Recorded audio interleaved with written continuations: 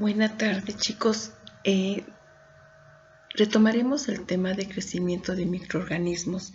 Cabe señalar que los ejemplos que vemos aquí están más aplicados para bacterias, pero también aplica principalmente para lo que son protozoarios y como también vamos a ver factores que afectan el crecimiento, también vamos a ver algunos ejemplos de hongos, de cómo son afectados por estos factores.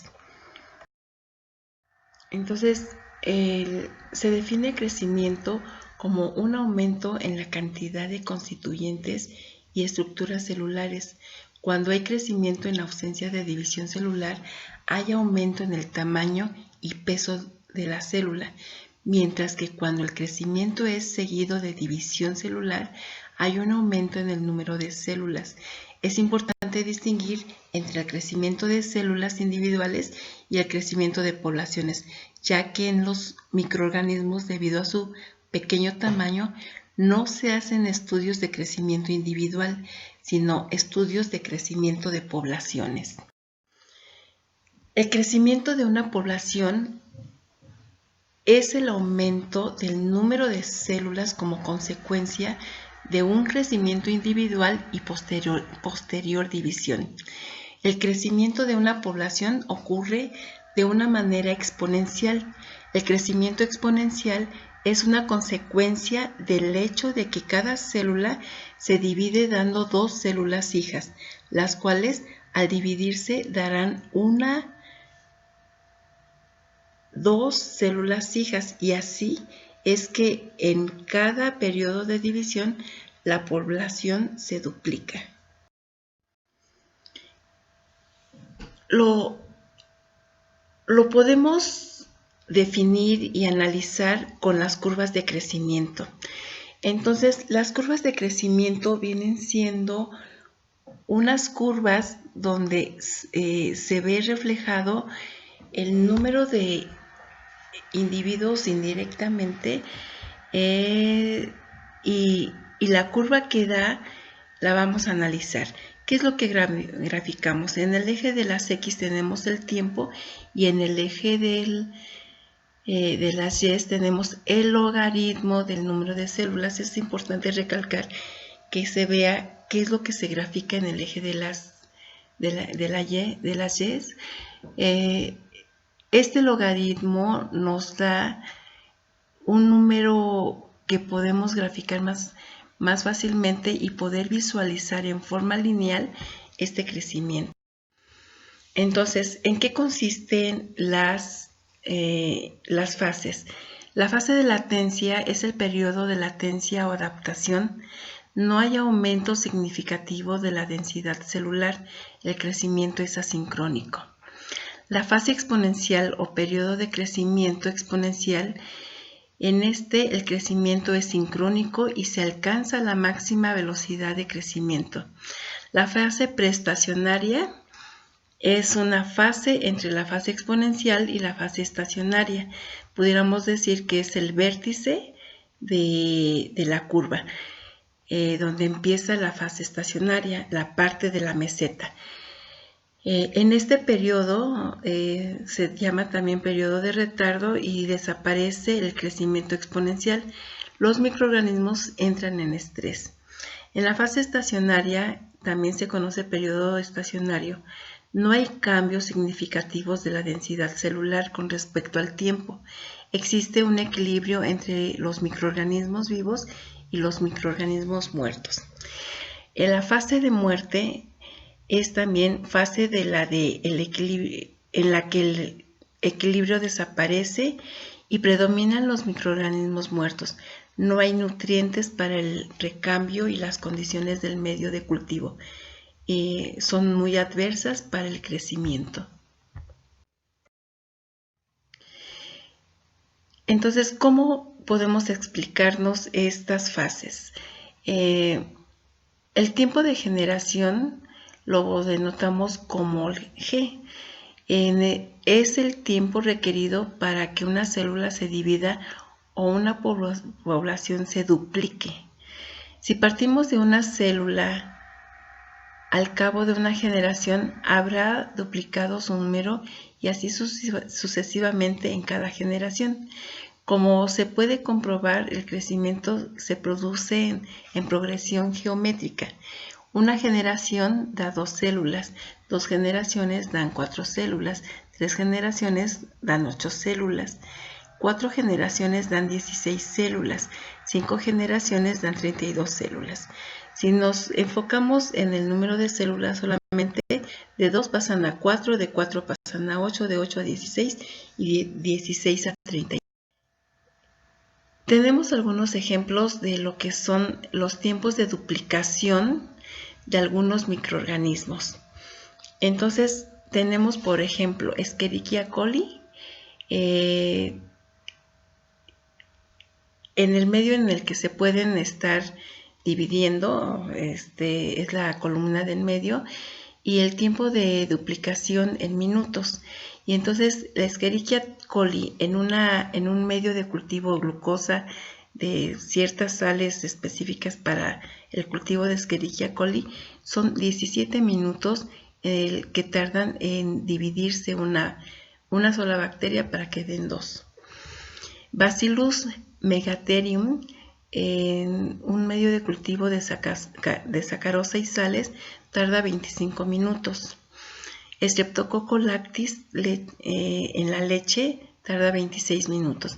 Y así conforme vamos bajando en la lista de los microorganismos, vamos a tener que hay microorganismos como el Mycobacterium tuberculosis, que es un medio muy específico para el crecimiento de esta bacteria, tardan de 762 a 932 minutos. Y Treponema pallidum, que es una bacteria causante de la sífilis, en testículos de conejo, que lo consideran como medio de cultivo, tarda 1980 minutos. Si ustedes ven la diferencia entre los tiempos de duplicación de cada uno de cada una de las especies, vamos a ver que hay mucha diferencia. Entonces, en eso se basa para dar un resultado cuando se hace un diagnóstico por medio de cultivos.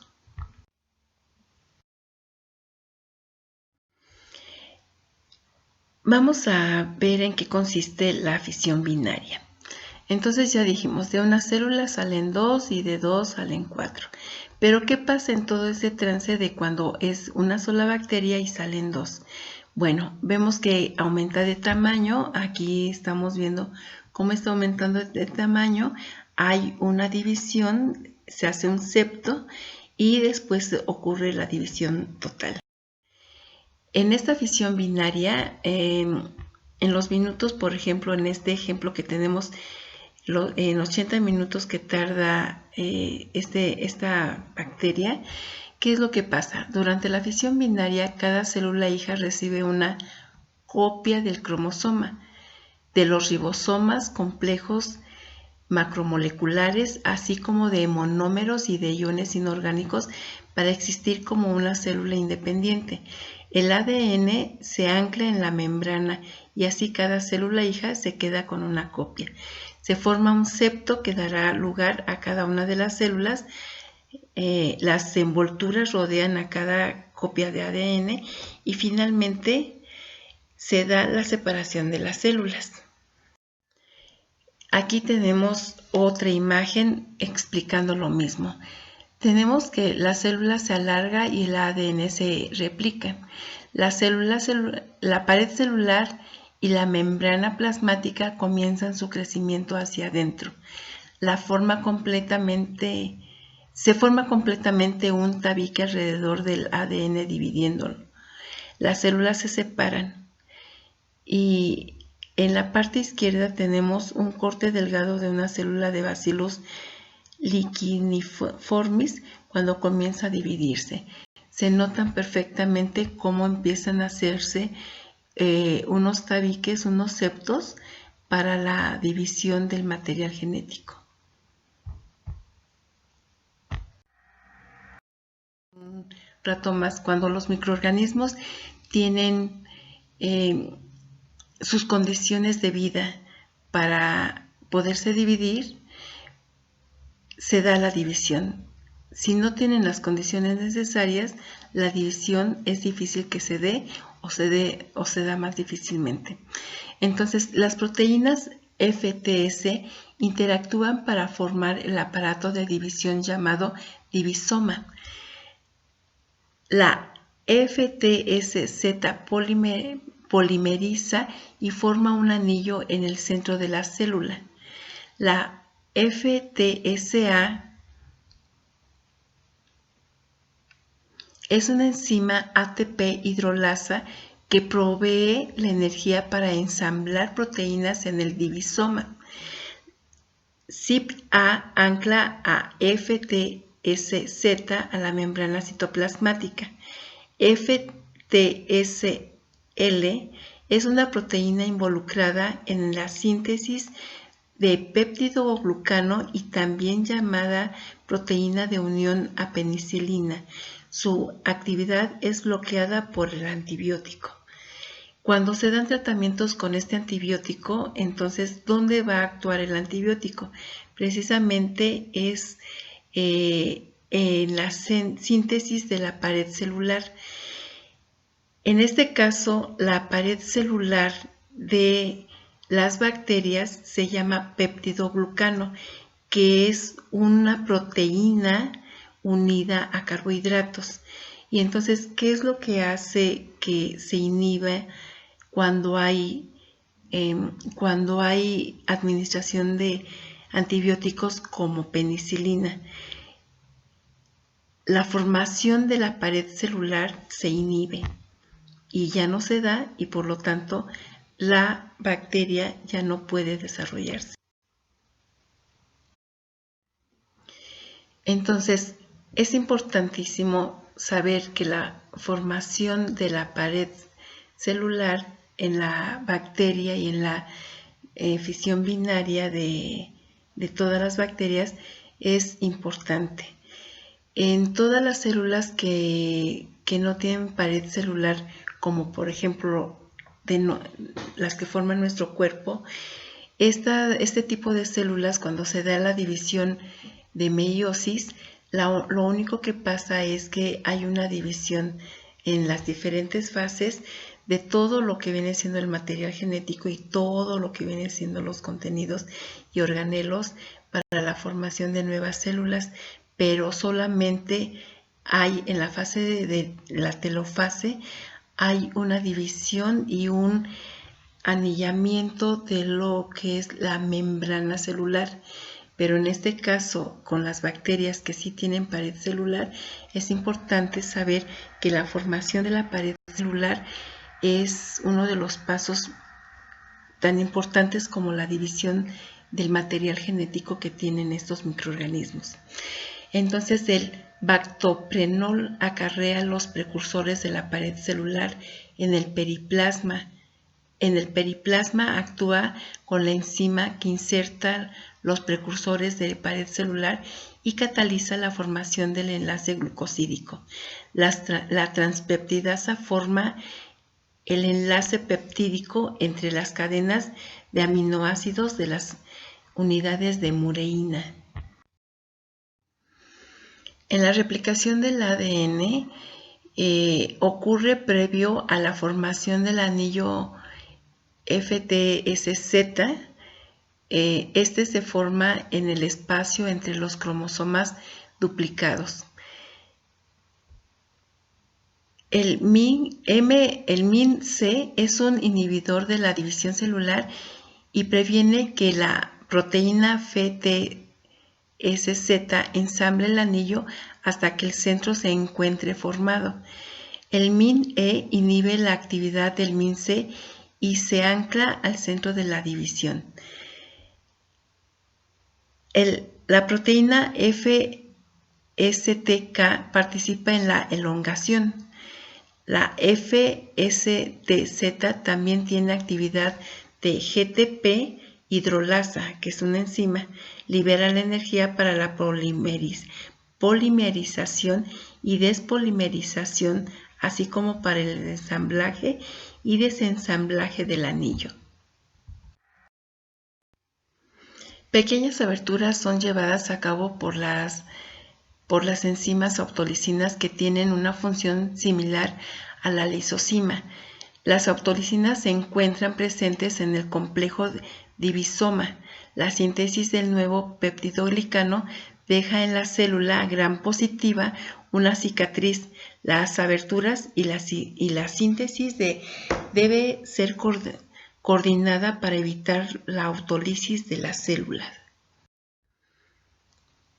Empecemos a ver a los factores ambientales que afectan el crecimiento de microorganismos. Entonces, existen muchos factores que afectan el crecimiento de microorganismos. Esos factores pueden relacionarse con las características del ambiente donde se encuentra el microorganismo, que son factores intrínsecos y factores extrínsecos. Entonces, como factores intrínsecos tenemos a la actividad de agua, a la acidez. En los factores extrínsecos más importantes son la humedad del medio, la temperatura y la composición del medio. Empecemos con actividad de agua. Se va a denotar siempre esta actividad de agua como AW. Entonces, los microorganismos necesitan de agua disponible para crecer. Esta es el agua que no está ligada a otras moléculas del medio. El término actividad de agua se refiere a esta agua disponible para el crecimiento microbiano y varía de 0 a 1. La menor actividad de agua en la cual una bacteria patógena crece es de 0.85. Los mejores valores de actividad de agua para el crecimiento bacteriano están entre 0.97 y 0.99, de modo que los ambientes con actividad de agua dentro de este rango serán potencialmente más peligrosos. Tenemos aquí una tabla en la que tenemos un comparativo de actividad de agua, el medio donde está creciendo la bacteria y los nombres de algunos microorganismos que crecen en esos medios. Entonces, por ejemplo, en agua pura, donde no hay sales, donde no hay nutrientes, donde no hay absolutamente nada, tiene una actividad de agua de 1, viene siendo la referencia para todos los demás medios. Y entonces, ¿cuál microorganismo es el que crece? Crece el Caulobacter spirillum. Y entonces tenemos que, por ejemplo, con una actividad de agua de 0.995 que pudiera tener la sangre humana, crecen muy bien los géneros Streptococcus y Escherichia. En agua salada, con una actividad de agua de 0.980, quiere decir que hay mucha agua disponible, crecen Pseudomonas y Vibrio. En pan, que es más seco pero que tiene agua disponible, hay muchos cocos gram positivos. Esta G+ es cocos gram positivos. En miel de maple y jamón, donde hay una actividad de agua de 0.99, hay mucho crecimiento de cocos gram negativos. En salami, que es algo sólido y que grasoso y demás, aún así hay hay actividad de agua, o sea, agua disponible de 0.85. Y entonces, ¿qué es lo que crecen aquí? Saccharomyces roxy. Entonces, este Saccharomyces roxy es un hongo. Todos los demás que habíamos mencionado son bacterias. En pastel de frutas, en jaleas que tienen mucha grasa y tienen, bueno, en este caso el pastel de frutas tiene mucha grasa, pero también aún así se considera que tiene una gran cantidad de agua disponible para el crecimiento de microorganismos. ¿Y qué es lo que va a crecer? También aquí tenemos ejemplificados dos hongos. Uno del género Saccharomyces y otro del género Penicillium. En lagos salados hay una disponibilidad de agua de 0.8. ¿Y qué es lo que crecen? algunas bacterias de los géneros Halobacterium y Halococcus. En cereales dulces, frutas secas que tienen, o sea, están mucho más secos, pero que aún así tienen agua disponible de 0.75, y los géneros que crecen son algunos hongos xerófilos. Entonces, como un medio de compensación que hacen las bacterias es producir algunas sustancias dentro de su metabolismo para compensar el medio externo.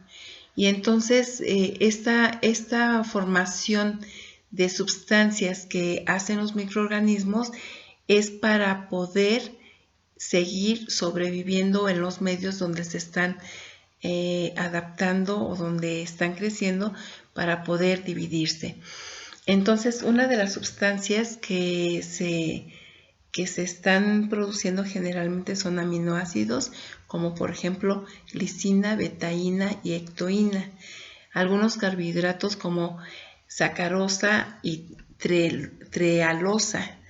Algunos polialcoholes como manitol y glicerol, que van a ver cuando vean bioquímica o que ya vieron bioquímica, que finalmente hay alcoholes desde tres carbonos, como el glicerol.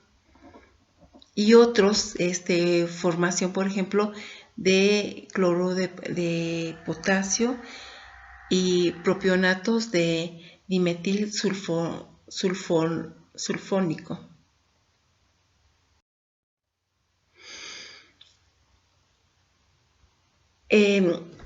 La concentración disponible de agua nos lleva también a pensar en la disposición de algunos nutrientes, en este caso específico de sales. Y entonces tenemos una división de microorganismos como halófilos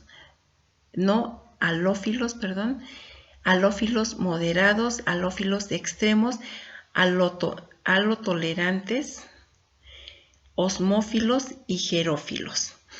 Entonces, esta división se hace con respecto a las concentraciones de cloruro de sodio en las que pueden vivir.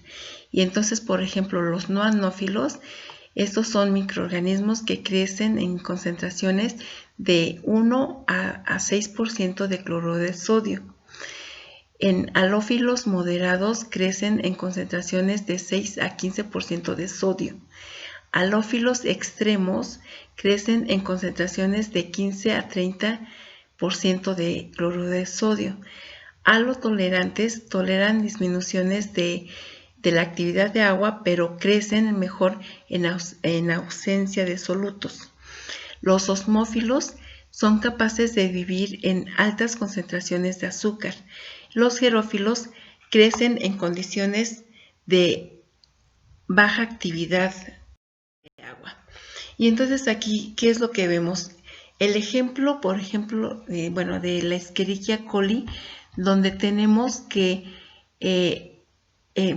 para empezar vamos a ver qué es lo que están graficando en el eje de las X y en el eje de las Y. En el eje de las X tenemos concentración de cloruro de sodio, y en el eje de las Y tenemos el crecimiento de los microorganismos. Y entonces, ¿qué es lo que vemos con la Escherichia coli? Tenemos que a menor concentración tenemos un mayor crecimiento, pero conforme va aumentando la concentración de sal, el crecimiento va decayendo hasta que, no tiene aquí una escala, pero a muy bajas concentraciones de sal, que vienen siendo estas, se ve anulado el crecimiento totalmente. Pero ¿qué pasa, por ejemplo, con Staphylococcus aureus? Se ve que su mayor crecimiento también se da entre menor concentración de cloruro de sodio es mejor. Pero ¿qué va pasando? Tiene una mayor tolerancia a la presencia de sales, de tal forma que la gráfica se ve más extendida hasta llegar a un punto de nulo crecimiento, pero donde ya hay concentraciones muy aumentadas de cloruro de sodio. Entonces, ¿qué podemos decir? Que Escherichia coli no crece con sal y Staphylococcus aureus crece, su mayor crecimiento es sin sal, pero que tolera más las concentraciones conforme van aumentando las cantidades de sal. Vemos que, por ejemplo, el Vibrio fiskeri es un microorganismo, es una bacteria que si no tiene nada de sal, no crece. Y entonces es por eso que aquí en la gráfica, que es la amarillita, vemos que el punto donde hay 0 concentración de sal, no hay crecimiento, pero conforme va aumentando la cantidad de cloruro de sodio, el crecimiento va aumentando hasta llegar al máximo de crecimiento, y conforme se va aumentando la concentración de cloruro de sodio, el crecimiento va disminuyendo a tal grado que a cierta cantidad de cloruro de sodio también se vuelve nulo. ¿Qué pasa con el Halobacterium salinarum? Chequen el nombre, su mismo nombre lo delata. Necesita mucha sal y se clasifica en lo que vienen siendo los microorganismos que son altamente halófilos. Y entonces vean, donde ya no crece para nada el Streptococcus aureus, a esta concentración es cuando empieza a crecer esta bacteria.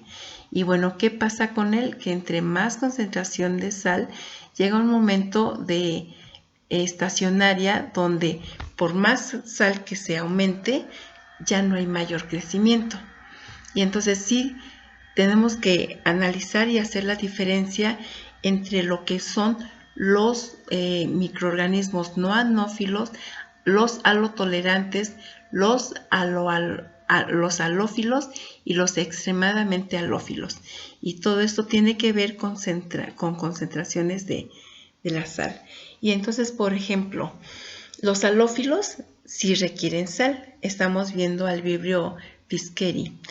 El crecimiento óptimo de los halófilos en medios con baja actividad de agua se consideran entre 3 y 10% de cloruro de sodio, y los extremos hasta el 30% de cloruro de sodio, donde prácticamente es una saturación. Porque, bueno, no sé si vieron eso en química general, pero la saturación de las soluciones de cloruro de sodio generalmente se dan en 17 gramos aproximadamente a temperatura ambiente. Y bueno, ¿qué es lo que pasa con los medios? Aquí yo tenemos una imagen donde hay un comparativo de células, en este caso los eritrocitos, y que ustedes ya lo vieron en una práctica en fisiología. Vemos cómo los eritrocitos llegan a tener una crenación que viene siendo esta forma de las células. ¿Y por qué se da esto? Pues porque se da toda la salida de agua que más se pueda para tratar de equilibrar el medio hipertónico en donde está inmersa. ¿Qué pasa cuando estas mismas células se someten a medios hipotónicos? Bueno, también se da un equilibrio, y por el movimiento de agua por medio de la ósmosis, el movimiento de agua va de afuera hacia adentro. ¿Y por qué? Porque hay una menor cantidad de sales en el medio externo. Y entonces, para compensar la diferencia de concentraciones, el agua entra. Y en la parte isotónica, pues no hay ninguna variación morfológica y de contenidos de agua en el interior de la célula. Entonces, se ve claramente cómo hay cambio en la morfología de la célula animal. Cabe aclarar que las células animales no tienen pared celular. Entonces, ¿qué vemos con una célula vegetal? vemos los fenómenos, aunque tratan de ver que no haya cambios estructurales en la parte externa, debido a la presencia de la pared celular, pero sí hay cambios en concentraciones precisamente de agua, porque la ósmosis se da. Entonces, miren, lo mismo pasa con las bacterias, que es el dibujo que tenemos abajo. Entonces, ¿qué es lo que pasa en una célula donde se somete a un medio isotónico? Pues prácticamente la célula permanece intacta, no le pasa nada. Pero ¿qué le pasa a un eritrocito, perdón, a una célula vegetal que es sometida a una solución hipotónica? También se da el fenómeno de ósmosis. Entonces, pero aquí, ¿qué es lo que delimita para que una célula no se reviente tan fácilmente? Acuérdense que las células vegetales, que pertenecen al reino vegetal, al reino monera, que son las bacterias, el reino fungi, todas sus células tienen pared celular de diferente composición. La pared celular de las plantas es celulosa, que generalmente comercializan mucho la celulosa para que las personas tengan una mejor digestión. Los hongos tienen un carbohidrato que se llama quitina, y las bacterias tienen péptidos glicanos, que de alguna forma sirve de sostén a la célula. Y entonces lo que viene siendo una célula que es sometida a un medio hipotónico va a tener también una entrada de agua que se va a ver delimitada con la pared celular, de tal forma que sí hay un fenómeno que le llaman fenómeno de turgencia. ¿Cuál es este? Que está más tensa la célula por el gran contenido de agua. Y la plasmólisis, que viene siendo estas mismas células, como las del eritrocito, cuando sale mucha cantidad de agua para compensar el medio externo, que es más, es mucho más todavía concentrado que si fuera un medio isotónico. Entonces, ¿qué es lo que le pasa a las células vegetales? Sale el agua y hay un retraimiento de de todo el material que está inmerso adentro de la célula. Entonces, hay una diferencia. ¿Y por qué no se hace chiquita toda la célula? Bueno, porque tiene una pared celular que la va a delimitar, y entonces todo el fenómeno que se da de la plasmólisis se da solamente en el interior. Y lo mismo pasa con las bacterias. Si ustedes ven, en un medio isotónico no pasa nada. En un medio hipertónico, finalmente trata de entrar agua para compensar las diferencias de presión osmótica, y entra agua. Pero bueno, chequen y no se ve gran diferencia en el tamaño. Y en el fenómeno de plasmólisis, pues sale el agua, y todo lo que está contenido adentro de la célula pues se va a ver disminuido de tamaño. Las reacciones enzimáticas aumentan su velocidad. En la fase 3, que es el punto máximo, las reacciones enzimáticas se llevan a cabo a su máxima velocidad. Y en la parte 4 es una desnaturalización de proteínas y membrana citoplasmática. Hay lisis térmica, o sea, hay rompimiento de células. ¿Qué pasa? Generalmente la mayoría de las personas, tal vez algunas no, tenemos experiencia de que, por ejemplo, sobró comida, y ¿qué es lo que tenemos que hacer para que no se eche a perder? La ponemos a hervir nuevamente para que con eso dure un poco más la comida. Hay muchísimas personas que llegan, o sea, que no tienen refrigerador.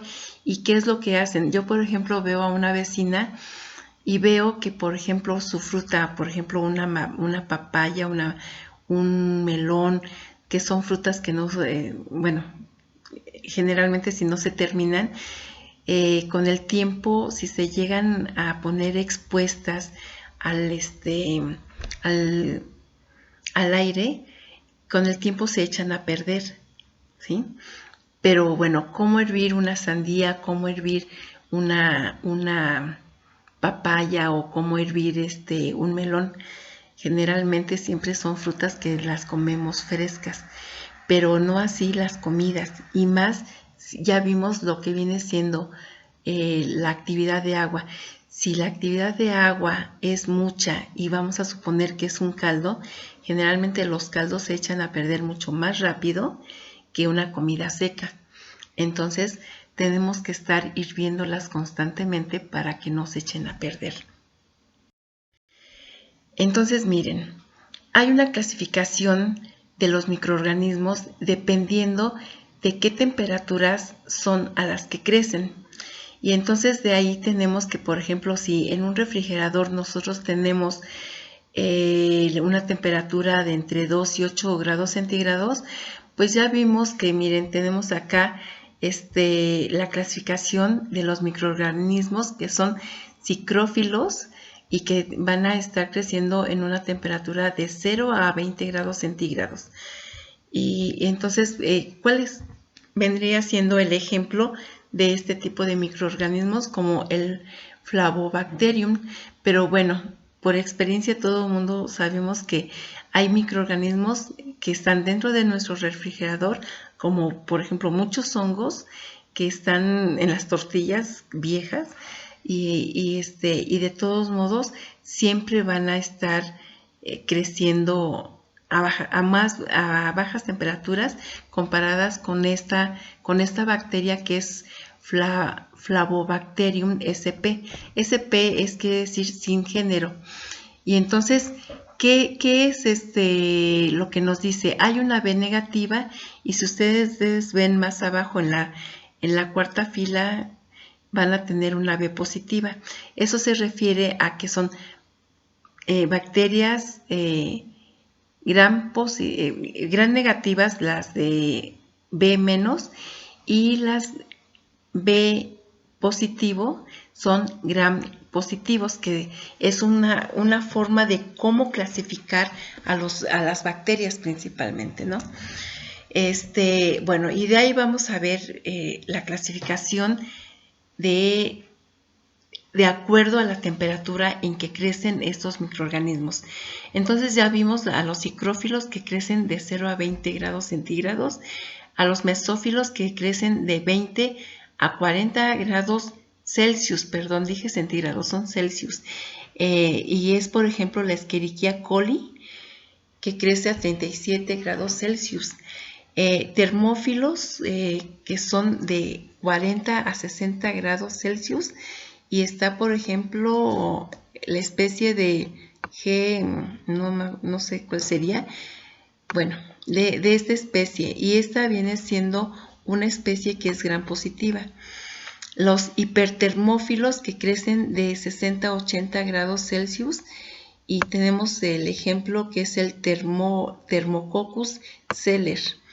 Y los termófilos extremos que crecen a más de 80 grados centígrados, como por ejemplo el Pyrodictium brocchi. Entonces estos microorganismos, si ustedes ven, las temperaturas a las que crecen son muy, muy, muy diferentes. Y entonces miren, acá tenemos la clasificación de microorganismos de acuerdo a la temperatura a la que crecen.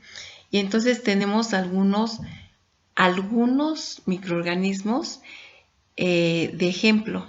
Entonces, por ejemplo, ¿de dónde a dónde va el crecimiento de la Polaromonas vacuolata? Va de 0 a como 12 grados Celsius. Su óptimo de crecimiento es a 39. Vamos a ver Escherichia coli. Está aproximadamente de 12, no, un poquito más, como de 9 grados centígrados a 40 y tantos grados centígrados. Su óptimo es de 39. De este ejemplo de la bacteria Bacillus Aerothermophilus, que su máximo de temperatura, el óptimo, es 60 grados, pero ellos pueden crecer de 40 a 68 grados centígrados aproximadamente. Los hipertermófilos, el ejemplo que tenemos acá es el Thermophilus celer. Su óptimo es a los 80 grados centígrados y va de 65 aproximadamente a casi 100 grados centígrados.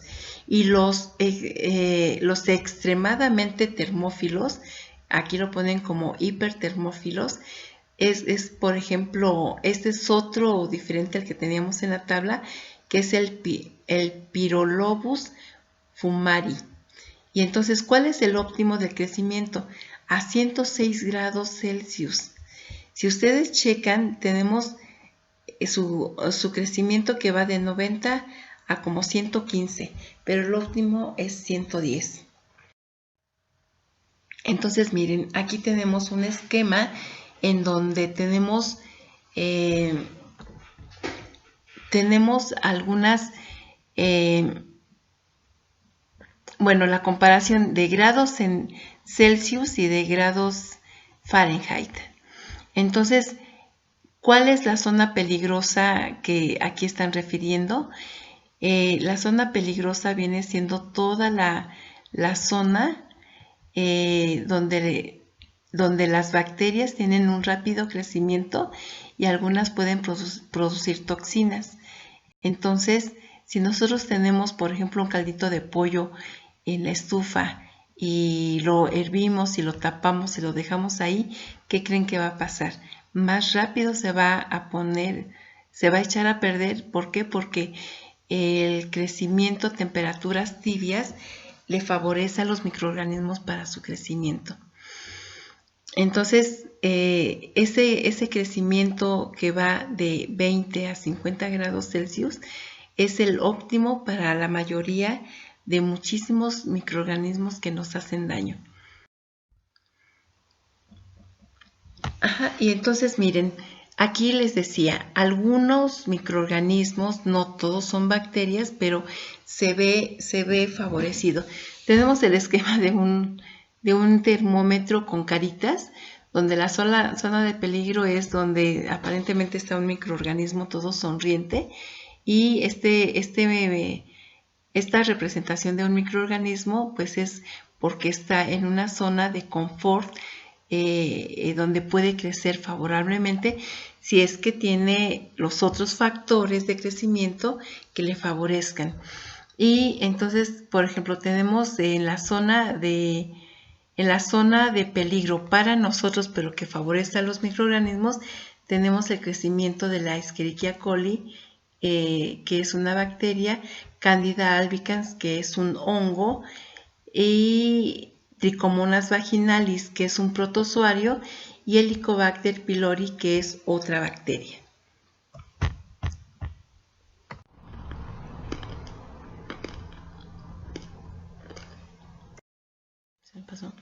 Hongos, tenemos algas, tenemos protozoarios, tenemos bacterias, tenemos del dominio arquea, hongos, miren también aquí tenemos hongos, algas, protozoarios, cianobacterias, heterotrófico-bacterias, tenemos, miren aquí también tenemos arqueas. Entonces, si ustedes ven, por ejemplo, se supone que es como un volcán y esto es lava. Acá también tenemos zonas de aguas termales donde pues sí son muy muy calientes, o otras zonas donde la temperatura también es muy extrema y bueno, por ejemplo en los glaciales se supone que pues están a veces a menos de 0 grados Celsius. Vamos a empezar ahora con otro factor que viene siendo el pH. El pH es también otro factor importantísimo para el crecimiento de los microorganismos. Como ustedes ven, la escala de pH va de 0 a 14 y el pH es el logaritmo negativo de la concentración de iones hidrógeno en una solución. Entonces, miren, yo les voy a dejar una pregunta que ustedes tienen que investigar y saber como parte de su formación. La pregunta es, ¿qué solución tiene más iones hidrógeno? ¿Una que tiene un pH de 1 o una que tiene un pH de 14? En la primera oportunidad que tengamos lo vamos a discutir. Entonces, miren, aquí en esta imagen tenemos que a pHs muy bajos tenemos crecimiento de algunos microorganismos entre bacterias y hongos. Lo mismo en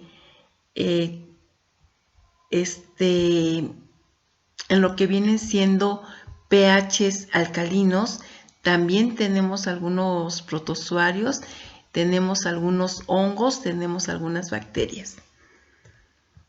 Y entonces, ¿cuál será el pH donde crecen los microorganismos que son basófilos o alcalinófilos? ¿Sí? Y miren, aquí ustedes, de la pregunta que les hice, ustedes pudieran contestar esta parte, con esta parte más bien, sabiendo si es, por ejemplo, 10 a la menos 4 es una cantidad más grande que 10 a la menos 10. Y entonces, con eso ustedes pudieran checar. Y entonces tenemos la comparación y ver cómo están las escalas de pH. Aquí vamos a checar en esta escala de pH que finalmente una empieza de 1 a la menos 14 y termina en 1, y el menos 14, perdón, y empieza de 1 a la menos 14.